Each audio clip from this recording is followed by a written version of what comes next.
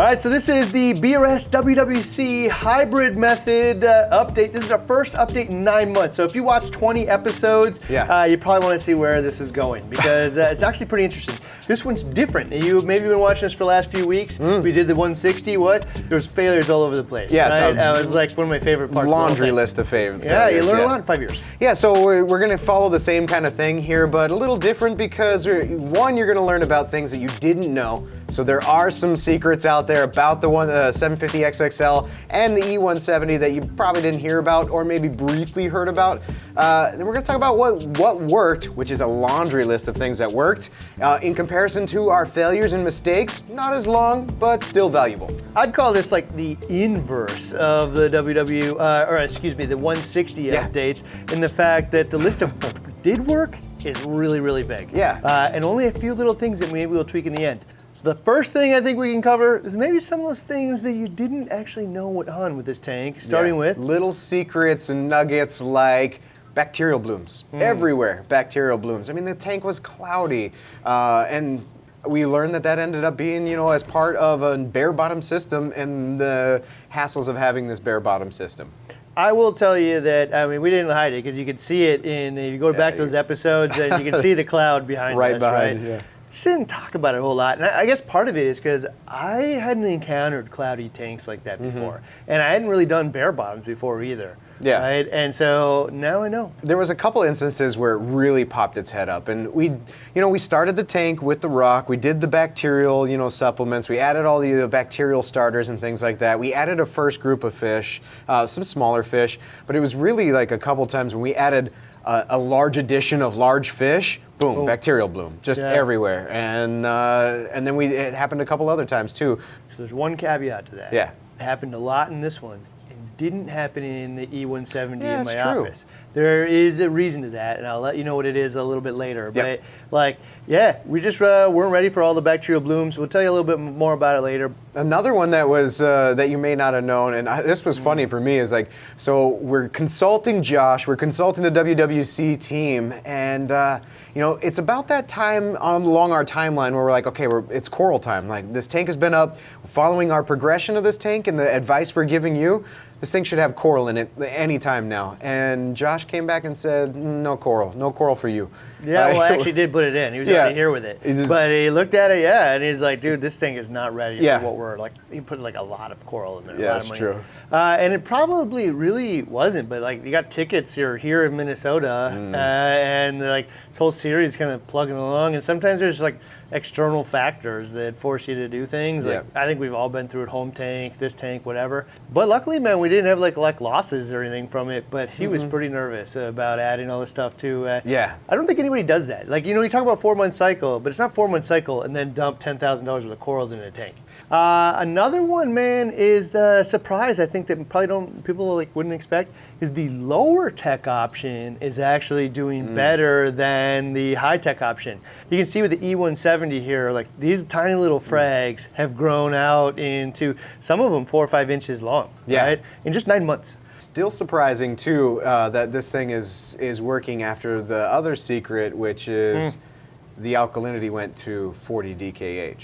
Yeah, that's like I did the measurement on how much of a gallon of bicarb would add to the tank, but we dosed like almost a gallon or something of bicarb by accident to the tank. Yeah. And I think the DKH was probably in the 40s. It survived, but there was if you watch my Facebook, then you probably already knew all about this, right? Because I share a lot of the little bits and bumps in the road on my Facebook. But man, that was a big challenge. But the tank just went right through it, man. Because it's so stable and everything has really, really solid health in it. You can just hit those little bumps and it will soak right up. If it was really stressed out, it probably would have wiped out everything. And another one, man, is I don't know. Maybe if you only see this in Facebook too, I don't know. This might have been only in Facebook too, but yeah. This tank got dinos. In the last. Actually, I think it got it more than once. I think so too. There was probably a couple different times, but one where we had to do something about it, right? For sure, UV and maybe just shutting off or slowing down feeding just didn't work. But there was an approach that we took that absolutely worked. But it happened on this tank. All right, so starting there with what actually worked with the BRS WWC Hybrid Method, and I guess this isn't really part of the method, but what worked, one of the things that worked on this tank was solving dinos. And so, for those of you who don't know, we did a little series on like a 5-minute tank guide, and one of them was solving dinos, right? I just want super clear, like precise information on how to solve some, packed in like little 5-minute chunk, right? Yeah, and the approach that you laid out in that video, we did exactly verbatim on this tank. Dino's gone. Yeah, and so I'd like to take credit for that, but I can't because there's all the people that before me developed the methods for beating dinos, and like, you know, there's so much information that's shared over on Reef to Reef and all kinds of different places. Yeah. And so what I did is just sort through all of it, and I just like read and tried to figure out where, you know, all the past that seemed to commingle or produce results for people. And then I talked to all the people that I know and like what they're doing. And so the first thing is a lot of people believe that they are a result of super low nitrate and phosphate. Yeah, right? this unbalance or imbalance and low, super low, ultra low type, almost sterile type tank environment. Yeah, so by the way, there's a bunch of steps here, and some of them work for some people, some of them don't. Combined, they work really well. Yeah. So let's solve that problem first. And so we used the Brightwell's Neo Nitro and Neophos. Yep. Those two things. We got the levels up, and all we're looking for mostly is non-zero, right? Just maintain anything above 0, and we're good, right? And so now that we know the nutrients isn't a problem, we go ahead and black the tank out. So, you know, it's a photosynthetic organism, so just black it out totally. Yeah. And I think we suggest like 3 days, but I think we actually went through like 5 days. Probably. And then we had the predators, right? So now while it's weak, it's not getting its energy. The other elements in the tank can fight back because they have the nitrate and phosphate to be able to fight back against them. Now let's add the predators. So we dosed the Microbacter 7, which is like a mix of like heterotrophic bacteria and some others. And we dosed that in there. Now there's like a fighting chance because they have the nitrate and phosphate they need to populate the tank. Right. What they're trying to beat doesn't have any light energy to win, and they have the nitrate and phosphate to do it. And then finally, we added the UV sterilizer to the tank as well. Yeah, so some of those photosynthetic ones, when the light, you know, when they lose their light source, they kind of lose their grip and ability to kind of bind together. In which case they end up, a lot of them end up free floating in the water column. So they do get the opportunity to go through the UV sterilizer and then sterilize, stop their A lot of people, it's spread. just that's all they do. Yeah. The UV sterilizer solves it. And for those of you who don't know, we didn't like go plummet into the system. All we did is hung it on the side of the tank. We got an appropriately sized one, got the pump on there, and had it hang over the side of the tank. And recirculate when it beat it. It's done. So after that, when we turned the lights back on, took the blackout off, solved. Good to go. Yeah. Right? And so there's people that like almost shut down tanks over this. Not almost, do shut down tanks over this and fight it eternally. And for me, I think it's that combination of like, let's hit it from all angles. Totally worked on this tank. So that was really cool. And what was the next one? So what worked for this one was the moniker that, you know, that mantra that we had, simple, stable, simple, stable, simple. I think in every single episode, you probably could have like counted on 2 sets of hands how many times you said simple and stable. It was just this repetitive thing that we tried to knock into your brain. And it all came from like WWC. WWC it was basic, their setups were basic, they were simple, but they were stable with minimal amount of changes. Yeah, so I gotta tell you, what didn't work a little bit is I probably bored you to death with simple and stable, right? But I was like intentional actually. Yeah. You know, it's there to like just bring it home, man. This thing doesn't need to be overly complex. You don't have to outthink every last thing, and just make it simple and make it so that if one thing breaks, the whole thing doesn't fall down. Yeah, right? for sure. So yeah, that absolutely worked.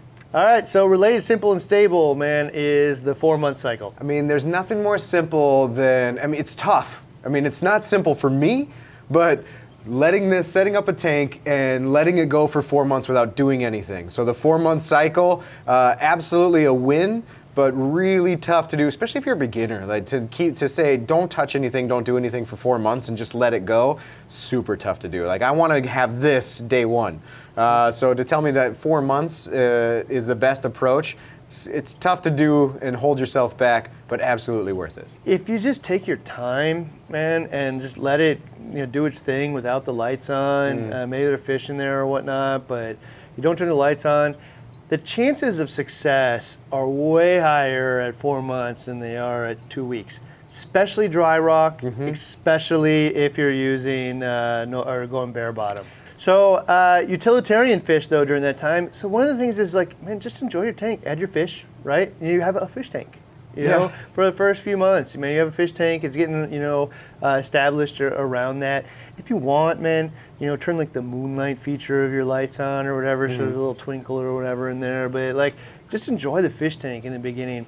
But utilitarian fish, algae, never been a problem in this tank. No, and I think what you can get past all the... not even existing. No. Yeah. I think when you can get past the bright and shiny fish that exist out there, the ones that like I really want that one, but you buy a fish with a purpose.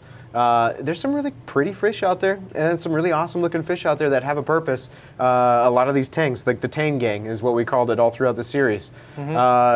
Gorgeous looking fish, awesome to look at, but also a benefit. Probably a major benefit when it comes to like keeping the algae out. Okay, so you guys are getting tired of this too, but I got to tell you, this is one of my first experiences establishing a full brand new tank with quarantine fish from marine collectors. So Elliot helped us get all the fish for this thing. We haven't had any breakout of any illnesses in this tank, and like, dude, some of these are expensive fish. Right? That's true. And so, like, I don't know. I would call it a total win. Either quarantine at home, do it the right way, get the protocol from somebody who's done it before. I guarantee you, I know this is getting kind of drawn out here, but we will get you the Marine Collectors protocol for doing it, so you can just teach you how to do it yourself. The QT. You don't have to go out and buy expensive fish. But for people who don't have that opportunity or time or space, there are options, man. Because now that I have all these fish in here, I would never put a non-quarantine fish in here because I'm putting them all at risk. So this just worked and makes me feel super safe. I order fish from him, or he sends them to us, he finds them special for us. And I just don't even think twice about putting it in there. No, and they all have a job. So they're either looking for pests actively or they're eating at algae actively. So we don't have those issues. Another thing that absolutely worked here was considering tank nutrition rather than just like nutrients like nitrate and phosphate. I definitely got this from WWC and kind of matched some of the things that we thought about before. Yeah, I don't have to feel like I'm starving my fish. If I have a lot of fish, I can feed a whole lot, and then I just match my export to my input, and my fish are fat and happy and healthy. My corals grow because there's extra, fish waste and extra food in the tank. So nutrition, I'm only worried about what goes in and then balancing that with an export. Yeah, so one of the things when we were there, they were talking a lot about like fish poo, right? And the reason for that is fish have really, really poor digestive tracts, right? And so they will break it down in tiny little particles, but it's still filled with protein and energy and fat and whatever. Yeah. And so all those little particles go into the tank, right? And so they are 100% sold that more fish, more poo, more better. Yeah. Right? And I gotta tell you, I'm totally behind it. Yeah, so that was actually one of the things where both me and Josh just like got each other. Like, I wish somebody would just tell the world, right? And it's that, nitrate or nitrogen and phosphorus is just like one component of the whole puzzle, man. They talk in words of protein, right? Yeah. And the things that make up protein and energy, right? So these are the things that are super, super important. And that really led into one of the things he said is like every time we have like a sick coral, we give it easy to use sources of protein or building blocks of protein with amino acids. Amino acids, and this is something that we heard that, and we've seen their success with dosing like Brightwell coral amino and amino acids to their tanks, to specific corals that they're trying to recuperate. I'd call the coral amino like a huge win, right? It like sparked an evolution of knowledge for me, and anecdotally, all the tanks that we put it in worked, and then like actually I kind of missed it in the fact that all those amino acids from coral and zook that we were using in the 160. Anecdotally, like awesome. I can't prove it to you, right? All right, so let's get past that. We did the experiment where we had these like low health corals, right?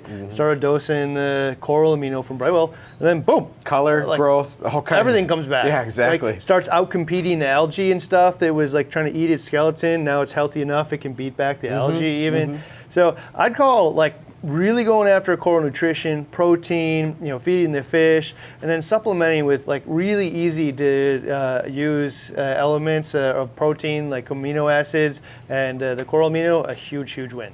All right, so one of the other things that we saw that was a big win with the hybrid method was actually that low-tech approach. This is my favorite approach because for a lot of people that were watching this series and they were seeing the amount of dollars that went into this tank right here, it was good to have an alternative option out there that was something I could see in my own home, in my own apartment, in my office or what have you, without dumping a whole ton of money in. Yeah, not only does low-tech work, in this case, it's actually working better. Yeah. Right? So the E170, I wouldn't call the E170 like a super cheap tank. No. But it is like representative of what you could do with like an all-in-one, simple, box design. There are lots of options out there that are even cheaper. But the mentality here is a pretty inexpensive skimmer, 2 inexpensive pumps that do high flow, just some maintaining calcium and alkalinity, no fancy trace element solution and whatnot. Blanket of light with the T5 and LED combo, and just patience. Watch it go.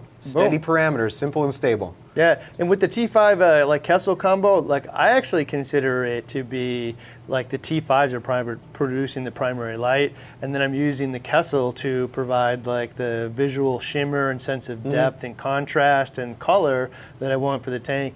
But together, man, it's just a total no-brainer. Works every time. For 9 months, man, this is pretty impressive growth from just adding some little frags to 9 months. Yeah, very impressive. It's hard to imagine where this will be in 9 months from now. We did add, like you'll see some of the smaller ones. We just added those like a few weeks ago. So the worldwide guys sent us some new corals. But there's also, we have this hypothesis about why 9 months in this E170 tank seems to be performing better than 9 months in this 750 XXL. And we're going to chalk that one up to the win of using the ultra low maintenance established old rock that's already been mature, has been in the tank for probably almost a year or just under a year until this E170 went up. And it was almost like instant mature tank, let's add corals to it, and boom. Yeah, I will chalk up the speed to which this tank has flourished 100% to the fact that the rock had already been used in a tank for over a year. Yeah, we're coming up on, so you're coming up on almost 2 years of this rock being mature.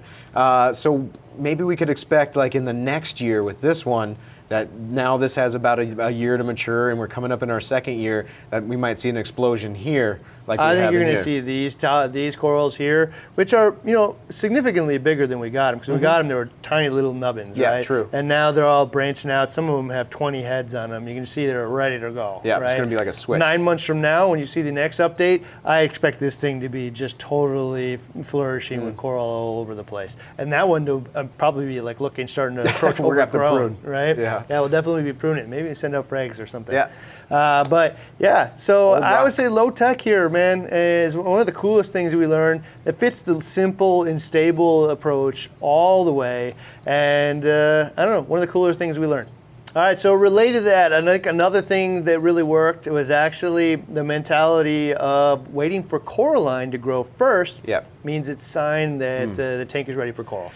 Josh, this one resonated with me from Josh when he was giving this advice is, okay, so I'm growing an SPS dominant tank, or my goal is an SPS dominant tank, and these are encrusting, skeletal laying type corals.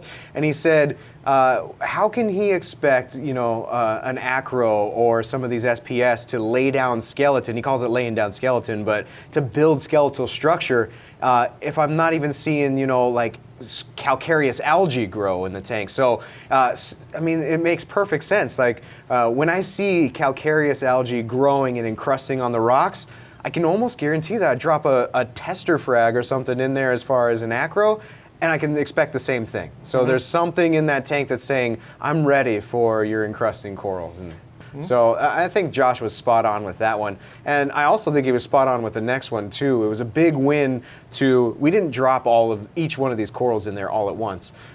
His goal was, hey, after about 3-4 months when you're in this cycle and you think you're ready for coral, just put a couple test frags in there. So I think actually one of the cool things you could do is try like ORA frags. Yeah. You know, for those who don't know, those are like maricultured, bulletproof corals. Yeah. If you kill one of those in there, you're not ready. Right? Those things will survive anything. Yeah. Right? They have been cultured inside of in these types of environments. You know, like a propagation, man, for like 10 generations. You know.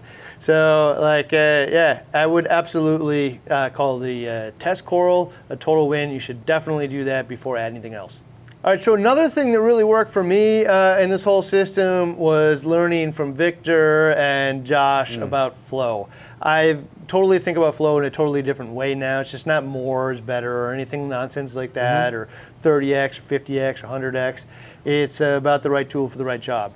And so, I mean, they say that lighting or flow is more like important than getting lighting right? I mean, I can see why, especially on some of these on these SPS dominant and heavy tanks. When you go look at their 900, when you go look at their 500, I mean, you're seeing these big Panerai type things on their 900. You're seeing multiples of on the back and on the front, and on the back and the sides on the 500 of your MP40s, your MP60s.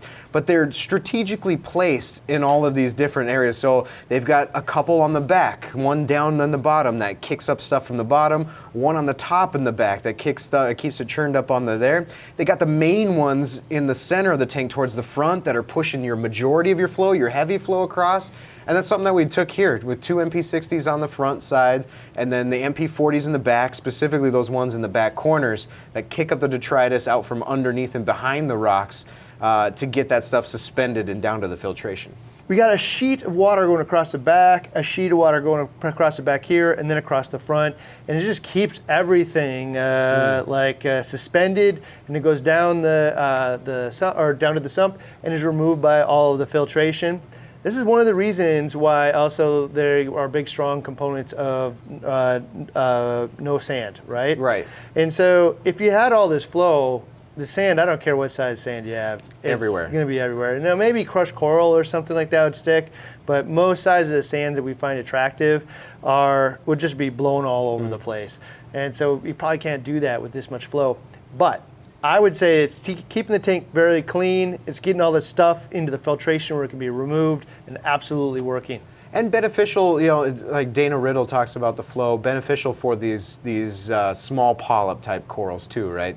Keeping some of being fed from all different sides and angles, top, bottom, side. Flow is flowing in all aspects around this coral. And now it has, I guess, if you think about it, I guess it gives it the opportunity to grab onto some of those food particles or broken down fish waste. And because fish waste is suspended, not collecting on the bottom, more available in the water column, not just to go down into the filtration, but also readily available for the corals. All right, so this leads into one that people have been really probably want to know a lot about, is do we think that the bare bottom worked, right? In this case, I think it worked. Yeah. I'm going to call it a big win. And because I've had SPS tanks before and I know how important a whole lot of flow is, and I've fought with the sand. So just from that aspect of not having to deal with blowing around sand and being able to crank and turn my flow without even considering it or worrying about it, it's a win in my book. Yeah, so we're balancing it here because I will openly state I'd prefer that the sand was in here because I like it the looks look nice. of it. Oh yeah, for sure. And so I will also tell you that I'm done sticking my head in the sand and thinking that I don't have to clean it anymore, right? You don't have to. You'll probably experience some mortalities or old tank syndrome or who knows. You don't have to clean it. But if you go in there and stir it up and all kinds of brown poo comes out of it, this is just a time bomb. When it hits you, who knows, or how or whatever. So for me, it's not about sand or not have sand. It's just that if I have it, I need to clean it. Yep. If I don't, I don't. Yeah. The pumps will just keep all the garbage and send it down my filtration where I move it. And that's why they do it primarily, right?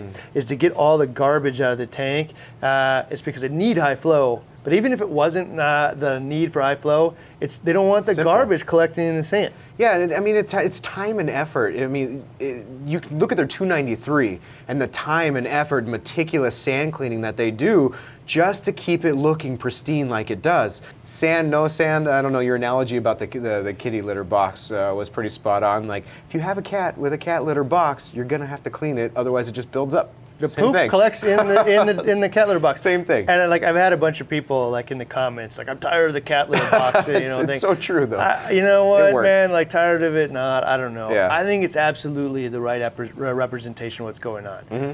Cat goes in there, poops in it. Got to clean it out, right? Yeah. And here, the fish are definitely pooping in it. The food is definitely going into it, decaying. Undoubtedly. And it is filling up. Year by year by year, getting more and more of that garbage in there. Not surprising. So just clean it, Yeah. man. It's not about don't have sand. If you do clean it, I think you're gonna have higher percentage results long term. You're gonna be in a higher pool of people that see 5 to 10 year success than the people that don't. Yeah, true. I believe that wholeheartedly. So having a bare bottom is part of the WWC BRS Hybrid Method, but I will tell you that it doesn't have to be, because most of you aren't going to follow every last line item of every last system out there. Yeah. And so you can just choose to go ahead and have sand in there, but I would say that it's probably worthwhile to figure out how you're going to do flow then, and then also clean it as part of your general maintenance cycle. Also somewhat related to the flow that we just covered, I think is super important, is keeping the rock off the back of the tank. Yeah, this is something in the BRS 160 that we didn't do. I mean, the rock is not touching the back of the glass, so I'll give it that. But it's also not far enough away from the back of the glass to, 1, for flow, and like 2, for general maintenance too. But here, we're getting flow in all different sides. We're getting flow from the back, from the bottom, from the top, from the front, and that's partly due to the rock being off the back, not even close to touching the back. Yeah, and so when Joe was here from Unique Corals, he actually put cardboard on the back so that it reminded them that he needs to be able to pull this out, you know, and that it can't be actually touching. But I think even like, you know, an inch or two if you can. And really, it does allow for a lot of flow. You know what it also does? It allows you to clean the coralline at the back really easy, right? Yeah, I think there's some, well, in the 160 we have corals that have gone from the rock structure onto the back of the tank now, and now we're blocked from, you know, cleaning that back of that thing. So possibly could happen here when these things get big enough too, but you can always prune. But I'm a big fan after we scrape the back of these tanks. I like it because the contrast of the corals against the back background is something I want to maintain like all through the tank's life. Yeah, so getting the rock off the back if you're setting up your first aquascape, I think is absolutely a key component. So related to that, Aquascape. I mean, this was something that we didn't do in the 160 because when you first set up a tank, and I keep relating to the 160 because there was a lot of fails like we talked about in the last videos, but I mean, we wanted it to look good from day one, which means you kind of fill up the tank, right? You fill up your space, and then you get down the road and not planning for the future, and the corals start to grow, and you only get a 5-inch colony, and it's already out of the water because the aquascape was so high. So when Joe was building this aquascape, there was the halfway point cutoff, and that one little spire over here went a little above, but 90% of the entire rock work, 95% of the rock work is below the halfway mark, and that's going to benefit us when these things grow out down the road. Yeah, and I'll say, man, most of these lessons we knew, but at the same time, for the first time, we were filming like the setup of a large tank, and you just want it to look full, you know. So that was a lesson there. Then like, hey, man, it's just gonna look empty here for a while, and so be it. But when it's full, it's going to be awesome, right? Yeah, for sure. And so definitely learned that about the Aquascape. I will tell you that there's a couple of things I liked about this tank too, this Aquascape. The whole shelf thing. Hopefully Dave will be able to get a nice like kind of 360 thing, because like on a 2D image, it's actually hard to see the depth and coolness of it. So when you start moving around it, you can really see how cool it looks.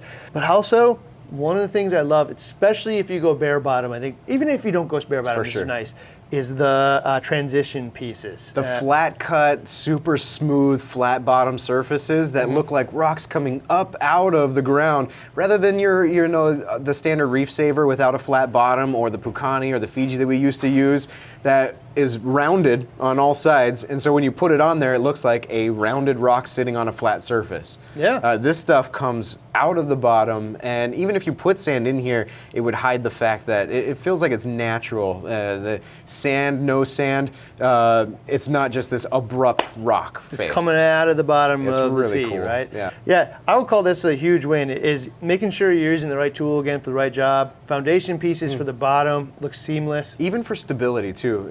If I'm using a bare bottom and I don't have like the sand to add as a buffer for if I don't have these flat bottom rocks, then there is the potential for me to bump, or maybe if you put the rock on top of the sand, that a fish gets burrowed under there and kind of jars the rock work. So foundationally, the flat bottom rock is a flat surface, super steady, super stable, and stacking things on top of it, I'm not worried about the whole bottom tipping over or rolling over.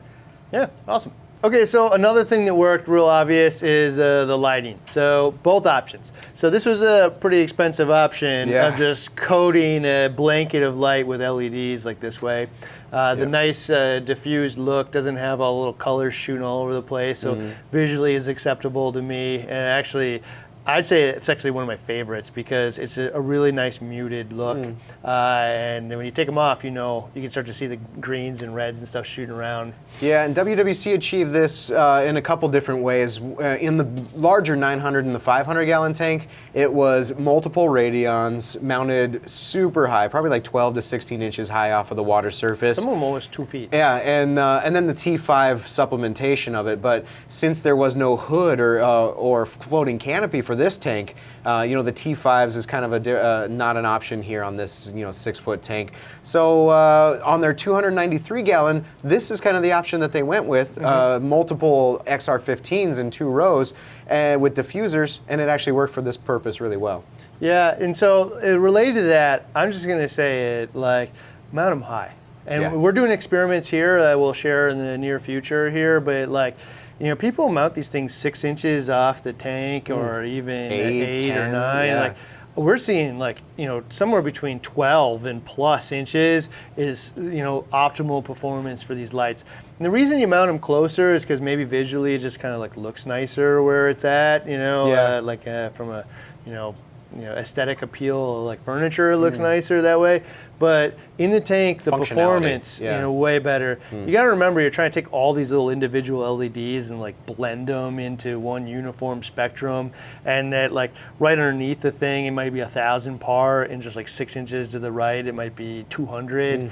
Raise it up, and all that stuff just gets blended out, the way it's supposed to. So here's a reason why you see all of the successful propagation facilities that use LEDs have them mounted like 2 feet higher than the tank. 18 inches, 12 if you really had to, but the higher the better. And so this one's about 1 foot off the tank, and also even off of the T5 LED in the E170, that's about 1 foot off the tank too. Yeah, and a little easier with that approach, like they do on the 9 and 500 gallon, or they did, was that hybrid type, use the T5s as your diffused blanket light, maybe even the primary light, but especially in the case of the E170. But that adds that blanket. So especially when we're talking SPS corals, or the shadowing effects that can happen to these things, these get shaded underneath. They shade themselves out when they grow into colonies. And if you have a single source of light, LED, that's a straight super beam versus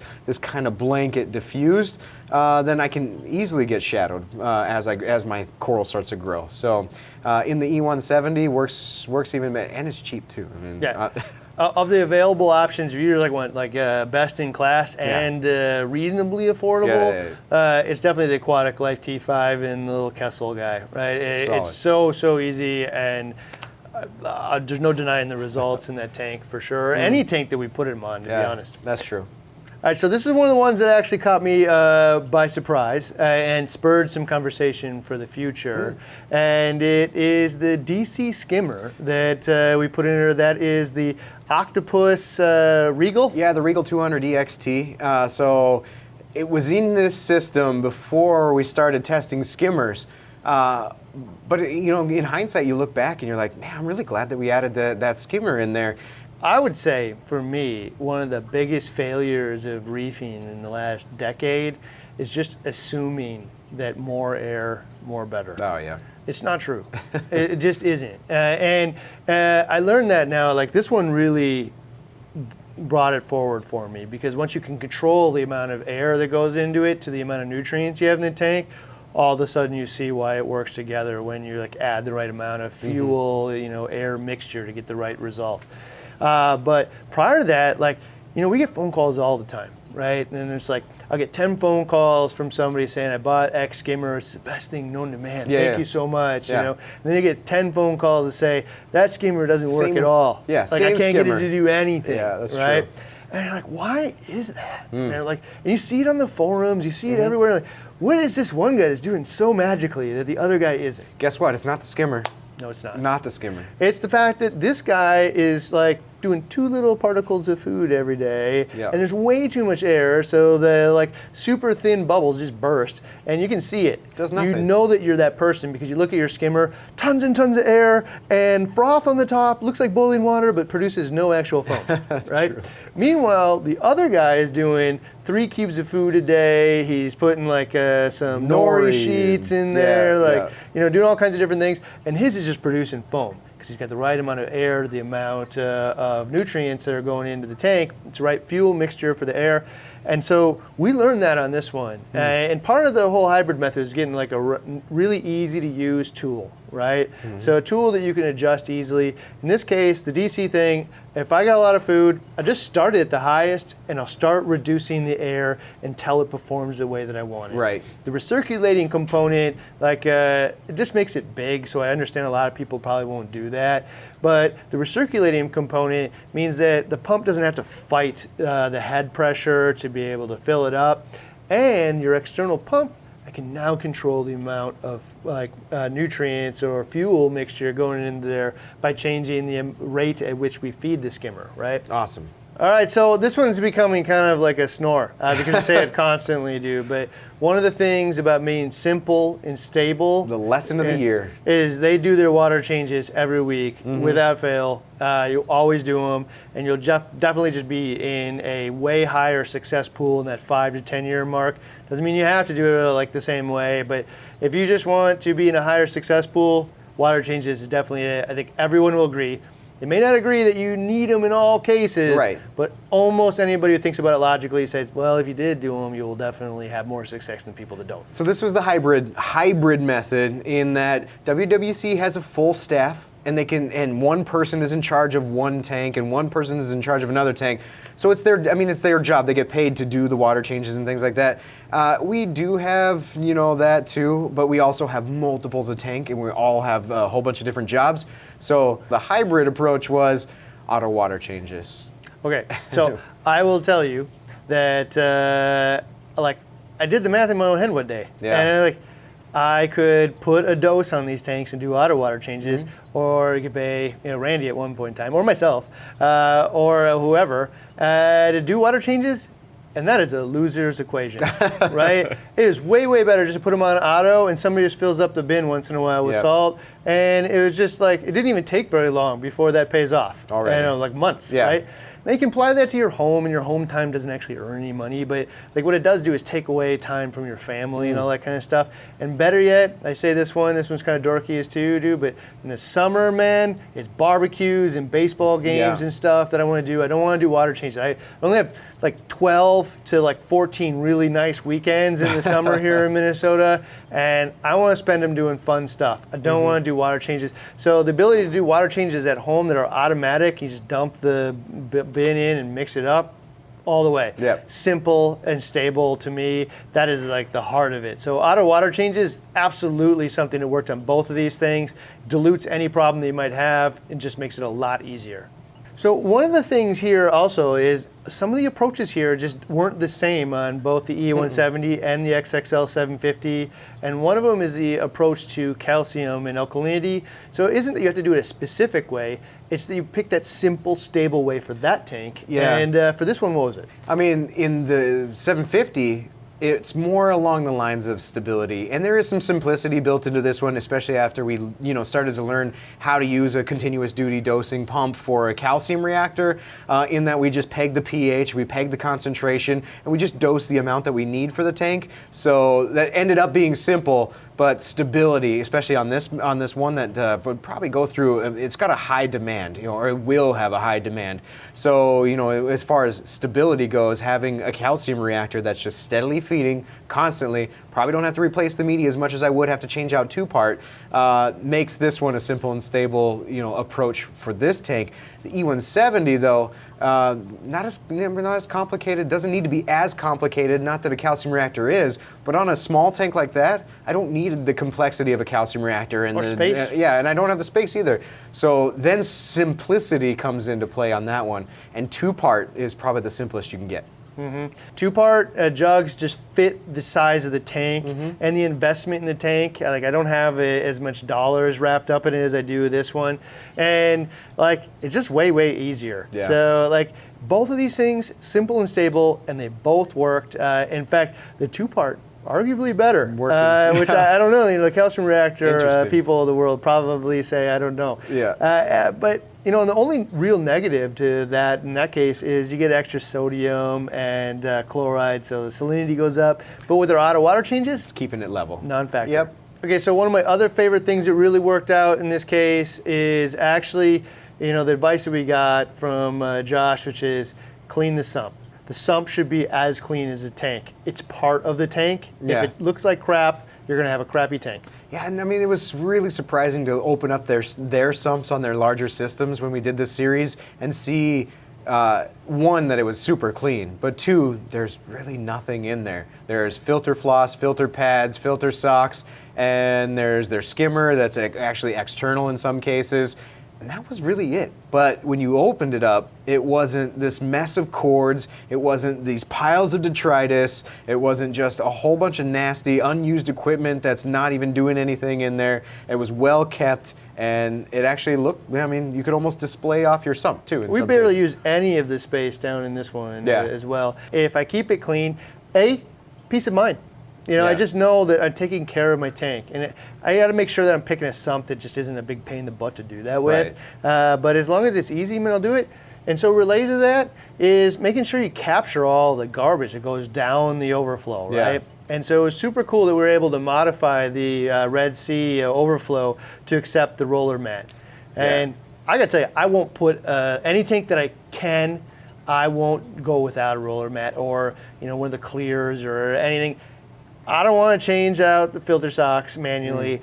I don't really even want to do the pad manually every few days. Every few days is just too many things for me. I got a lot of stuff going on. I got 1-year-old, 3-year-old in my house. Yeah. Everything's just so crazy. So I will change a roll though every month, for sure. Yeah. So related to that, the last thing that worked, then we're going to get to the things that didn't work. The last thing that worked is the actual hybrid method. Yeah, for sure. Right? Yeah. And so when they originally approached us about it, they're like, wouldn't it be fun, man, we'll share all of our knowledge with you. And I listened to how they did it, and they really explored it with them. And I'm like, here's the problem, man, is the way that you do it is no question producing results, right? But does not work in a home environment. No, or in this case, office environment too. Yeah, well, even in an office environment, we're not here at night, we're not here on the weekends. There isn't people doing, there isn't a person walking around with a clipboard taking care of the tanks all day long. Yeah. There is actually now here, but actually I learned that from them. But there wasn't all those things. You're not doing that at home necessarily, and you don't got 4 hours a day to every tank, man. It's just some of the things just doesn't work out. Yeah, true. So hey man, let's make a hybrid method. We'll take all the things that take all the things not just that Randy and I know, but every single person in the building, man, who's talked to 8 million reefers at this point, and we'll blend all that together into a hybrid method that takes the best of what you guys do there in a propagation and wholesale facility and combines it with what people actually do at home to produce the best results. And so for me, the hybrid method itself was absolutely one of the things that worked the best. And I'm not surprised now that when we look down the list in this case, how many of the things that we put together, we're like, man, that worked, that worked. And why you've been listening to us for an hour now, talking about all the things that worked rather than didn't, right? Yeah. And so you combine knowledge from various a bunch of different sources, and it produced the best results. Now we're going to go into the fails, right? And one of the biggest fails here is the GFCI triggered, the power went out, and we lost almost all the fish. I bet you there was $5,000–6,000 in fish. Yeah, this was a heartbreaker event. Like, more so than coming into a cloudy tank is when you come in or you get a phone call over the weekend that says, did you guys know that the tank is off, and is it supposed to be off, and there's actually fish floating because they're dead. I mean, you come in and you see your pets that you care for are dead. Right? Terrible. I mean, what was worse actually is the poor Josh had to call me and tell me. Yeah. Because you can hear it in his voice, man, how disappointed he is himself, and just like it's a terrible thing. All right, so this is actually one of those things, is hybrid method. So over at WWC, you don't really have a whole lot of controllers. No, right? they don't. Yeah. They got people. They're there almost all the time, right? They work 7 days a week, and the facility is kind of set up in a way that somebody would always know, right? Okay, so here people are gone over the weekend, which is when it happens. Sometimes long weekends, and so, and just like you go to work during the day, you sleep at night. There's only a couple of people that live there, and you go on vacations, right? And so that's where controllers come in, right? And so we actually had a controller monitor on here with the Apex. Fail also associated with this one. Turn on the Apex heartbeat because it will tell you when it's lost connection, meaning that something's happened. So I'm going to say straight up, fail on Apex's part by not having the heartbeat turned on by default. And there's some reasons, like they said, they don't want it going off constantly while you're setting the tank up to begin with. A bad reason. That's a great reminder of why this thing exists and how you should use it, actually. True. And so. But I'll own up to it. We should have had it turned on. We have hundreds of Apexes here, and sometimes you forget stuff. But you should definitely go through and turn every last feature on. We didn't turn it on, and because we didn't know. Otherwise, we would have known the moment we lost power, and we would have came here and done it. Tied to that, though. Tied to that, battery backups. So even if we couldn't get here, or we couldn't get somebody here, had we had known. If we couldn't get somebody here for 2, 3, 4 hours for whatever reason, if we had a battery backup, major fail, we didn't have battery backups, and these Ecotech battery backups are made for these pumps, and after testing, some of them can last multiple days, so we would have been covered.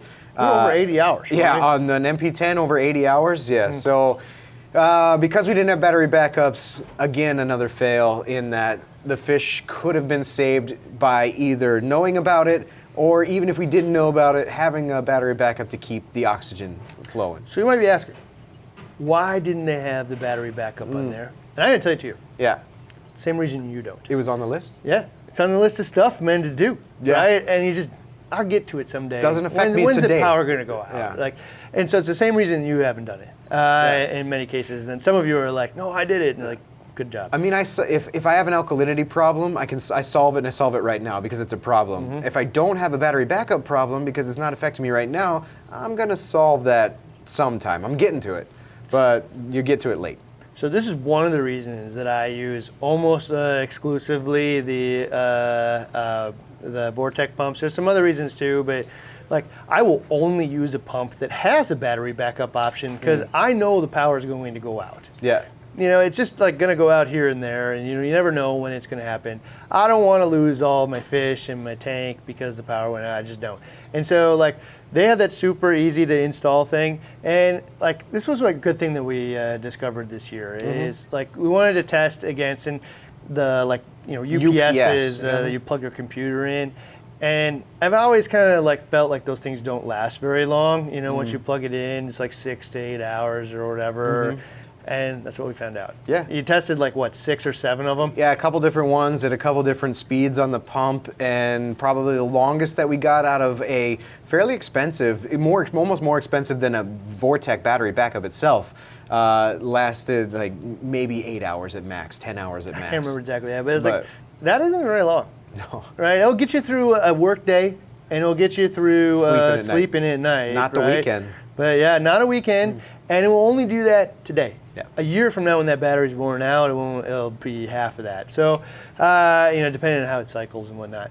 But Yeah, so for me, that was a fail. Man, we didn't have the controller set up, but we also didn't have the battery backup. After that, we went through every last apex here, turned on the heartbeat if they weren't turned on, and then made sure anything that has a Vortec pump on it has a battery backup on it. Most of them already did in both those cases, but like make sure, right? Because something as simple as a GFCI, and I don't know why. The GFCI tripped. It just did. So definitely fail there. All right, so the next one is fail on my end. It's not really grasping how hard the first year of bare bottom is. And when Josh told me straight up, he's like, yeah, so the first year of a bare bottom is really hard, but every year after is actually really easy, right? Okay. Which is the opposite of the sand, which is with sand is super easy the first year, but now I'm cleaning it, and if I don't, I may be running into like old tank syndrome and stuff like that. And so like they're totally polar opposite, and for whatever reason we all put like the first year as the primary importance. Right. But like when I heard that, I'm like, oh man, I'm tank master, man. What are you talking about? Hard? What does that even mean?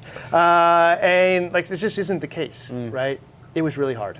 You're gonna probably run into kind of cloudy water for quite a period of time. It'll ebb and flow. Sometimes it'll be worse. Sometimes it'll get better. And you can solve that 100% with a UV sterilizer. So that's the thing, man. Is a brand new tank that has dry rock and bare bottom. Don't be surprised you run into those things. So year one, I just like the big fail here is not really hearing Josh when he's talking about how big of a problem it was going to be. And at home, like I just kind of lived through it. But if you're doing a video series and showing like cloudy tanks all the time, man, that's pretty unpleasant. And it's not that it was actually like killing anything. It just didn't look good.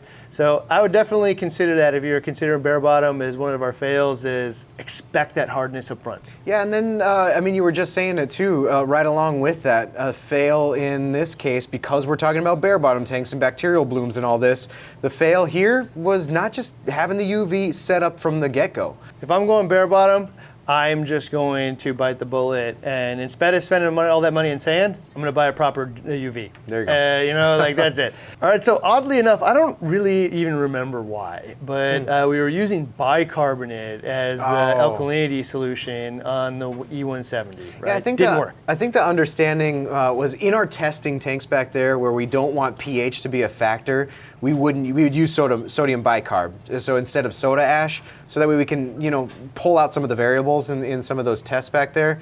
Well, I think when this E170 went up, the mentality in that was, we're using sodium bicarb, use sodium bicarb. So the fail here is that we were using sodium bicarb, and when an overdose happened, we didn't really notice it in the form of like a high pH alert that we would have got on our phone, would have got from the Apex, and again, could have came in the off hours and solved it quicker. Normally with soda ash, I'd know in a half hour go do something because the pH alarm would have gone off. With the bicarb, because it was so slow, it didn't change the pH at all, and just drip, drip, drip all night long. Higher alkalinity, yeah. Now, if you had like a Trident or something like that, set up there, you'd know from the alkalinity. But in this case, simple and stable for us, just use the right tool for the right job. In this case, I have a monitor on it, and we all know that two-part, or not just two-part, but additive overdosing, a long enough timeline is one of the bigger killers of the tank, right? Yeah. And so let's do the one where we'll go off when the monitor goes off. We have the ability to check it and tell us that this thing needs to go. So that next day, we absolutely turned over back to soda ash for the two-part. And if that ever happens again, we'll know it for sure. All right, so the biggest probably fail here, this one's my fault, 100%. And sometimes you just make the same mistakes over and over and over again. And this one came up in the BRS 160 update fails, and that was getting outside sources for Kato. But in this case, the 160 is Aptasia ridden, we all know that. And the Coraline that you wanted to seed this tank with came from the 160, but it didn't look to you like there was Aptasia in there visually, so we just went with it. That's the biggest mistake, is it looks clean, right? I don't know, man. Like, I looked at the fish, it looked healthy. I looked at the coral, I don't see bubble algae on it. It doesn't matter, man. You can see it or not, it's garbage. So, like in this case, I saw a big chunk of the coralline algae kind of plating off on the back. I'm like, oh, I'll just grab this. Yeah. And it doesn't have anything on it. Like, Aptasia doesn't live on the coralline algae, which is stupid because it does. Yeah. So I grabbed it and like rinsed it off somewhat, and then just crushed it up and put it in here. And immediately. We have coralline. Oh, coralline, no problem, man. But we also now have Aptasia. Aptasia. So it's in the crevices of the rock. It's in the back. So now it's a pest that we have to deal with on its own here. But it lives in here now. It makes you wonder, like, if that wouldn't have happened, would this be a pest and disease-free tank? Like, there hasn't been like the bubble algae in here. There hasn't been the bryopsis in here. There's been dinos and there's been, a cyano and other things like that, but I don't know if that's really a pest, more so than like your bubble algae, your Aptasias, your little spiborbid worms and things like that. It's just hasn't been an issue here, but now we have Aptasia. So we're real people here too, mostly myself. I will not make that mistake again, especially because you know what? There's actually a different option now. And I didn't really think about this until today, but like I've seen algae barn. I actually haven't used this stuff, so maybe we'll do an experiment or something with it, but I think it's called like double helix or something like that. But they sell coralline algae in a bottle now. Oh yeah, it's true. Right? And so, people have asked so many times, how do I seed my tank with algae or coralline algae? And usually it's like scrape some off of a rock from a fish store that looks clean or whatever. Yeah. Like, it's the best thing you can do. I don't know. Maybe now there's different. So maybe we'll do some experiments on using that stuff. But like I've already heard really good reports about it, and it's not free, but like $30. I would choose $30 over adding Aptasia to this tank any day of the week. Yep. And one of the things I'm actually kind of curious about is they have like a purple one and a pink one. So it'd be cool to see if you could get two colors out of it. I don't know. That'd be interesting. So related to that is the 160 itself. Yeah, the one thing that we haven't talked about. So if you're a follower of the BRS WWC Hybrid series, there was 3 tanks that we did the BRS WWC Hybrid Series 2. One was the BRS 750 XXL, one was the E170 in your office, and then we also tried the approach on the BRS 160. And it was a fail. Yeah, so we tried to see like, okay, man, so I'm pretty confident we can, set up 2 tanks from ground zero this Brand way, new, right? Yep. But everybody that's watching this is like, well, can I do this to my tank? Can right? turn mine over? Or I don't know, I assume anyway. Yeah. And so like, well, we want to give them an answer to that, right? And so, we turned the 160 over to the hybrid method, and I don't know. I don't know if I'd feel the same way if we just left the sand in the tank. Just trying to change the other elements. It'd probably been more successful. But I would never, ever tear sand out of a tank again. I know people do it successfully or whatnot. It was such a failure for me. I just wouldn't do it again. And if anybody asked me, I'd say don't do it again, or at least expect negative results for the first year. Yeah. Right? Such a destabilizing event for a tank that's been up for almost 3 years at that point. Yeah, I just wouldn't do it. So I don't know. I would actually tell you if your tank looks fine, leave it alone. Yeah. Right. If there's some problem that you're having, let's solve it. If you want to just follow something that just works and you can be documented, you're going to see this for 9 months from now again, or maybe 6 months even. But you can watch the results of what we're doing. If you're doing it from ground zero, follow a recipe that works. There you go. Right? But if you're already on your own recipe, it will always be your way, and just learn from that. So related to that, we had a bunch of things of like, maybe where the 160's going, what we're going to do with it over time and whatnot. So what are we going to do with this tank over the next years, 5 years, 6 months, whatever? So we're making massive change. We're not making massive changes. We're making changes to the 160, but in this case, there's really not much for us to change. I think we'll monitor the bacterial blooms and things like that to see if it does come up again. We're adding UV on permanently. That's the end of that. The UV will just live there. Outside of that, simple and stable. Stable meaning what changes do we need to make at this point? We had a laundry list of wins, a smaller list of fails, and we just let it go. You know what just dawned on me, actually, is one of the fails we had in the 160 was I wish I would have bought everything once. We did that. We did that here. in both of these tanks. Yeah, that's true. I don't think we've replaced any equipment. We haven't replaced any equipment. We're on 9 months from corals, but probably really like I don't know, maybe a year and a half from like the concept of buying the first thing, for the tank and really understand what we're doing. And I don't think we replaced anything. No, it's all been the same from the get-go. Yeah, that's true. That is the coolest thing that I learned from today, actually. Just to realize that simple, stable, we haven't changed anything. We're not going to change anything for the future. Just come back and I see got what it looks super invigorated by that statement, actually, because I don't think I've ever said that about any tanks. Now we're saying about 2. Yeah, that's pretty good. That's really good. And so you should expect to see that. And the only change that we'd make to this one here is if we run into dinos or anything like that again, I'm not going to hang the UV sterilizer off the side this time. We're just going to find a way to install it and have it there as a tool that we can run all the time and just prevent that stuff from happening in the future. So hopefully you guys really enjoyed watching this whole series, and you continue to see updates. We'll tell you all the stuff that comes up in the future. Yeah. And see that whole playlist right here. Relive it. Relive the action. Go back through the whole thing. You can see their tanks, all of their tanks there, and you can relive or watch all of the updates, get some reminders of how we implemented this. See you then.